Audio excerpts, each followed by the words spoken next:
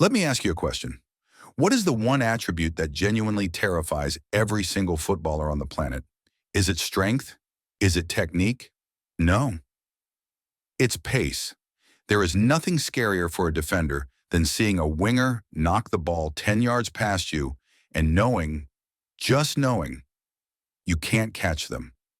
In modern football, the game has become faster, more physical, and more intense.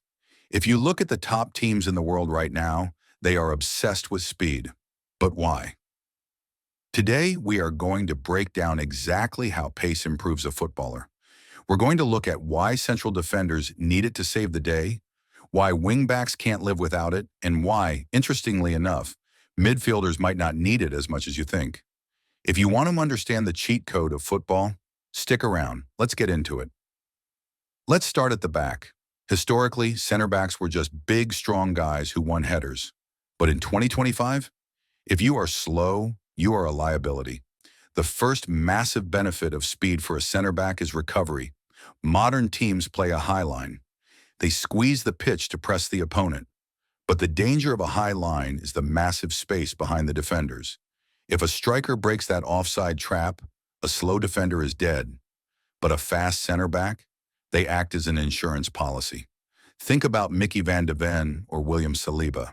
Their speed allows them to make mistakes, get beat, and still get back in time to make the tackle. Speed buys you second chances.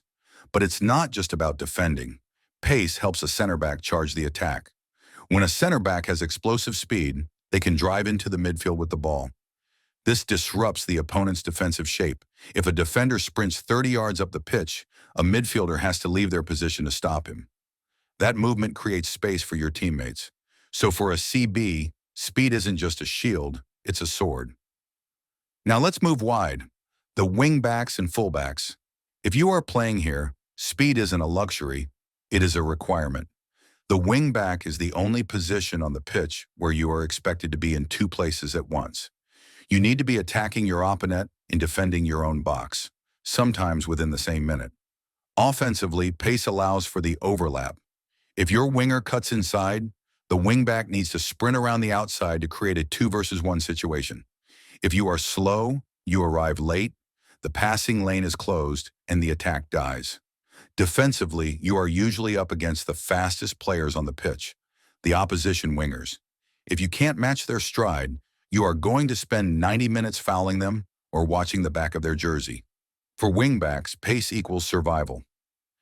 Now this is where it gets interesting. We've hyped up speed so far, but let's look at the midfield. Does a number 6 or a number 8 need to be Usain Bolt? Actually, no. Midfielders operate in tight spaces. It's like playing in a phone booth. There is no room to sprint 40 yards. In the midfield, technique, vision, passing, and strength are king.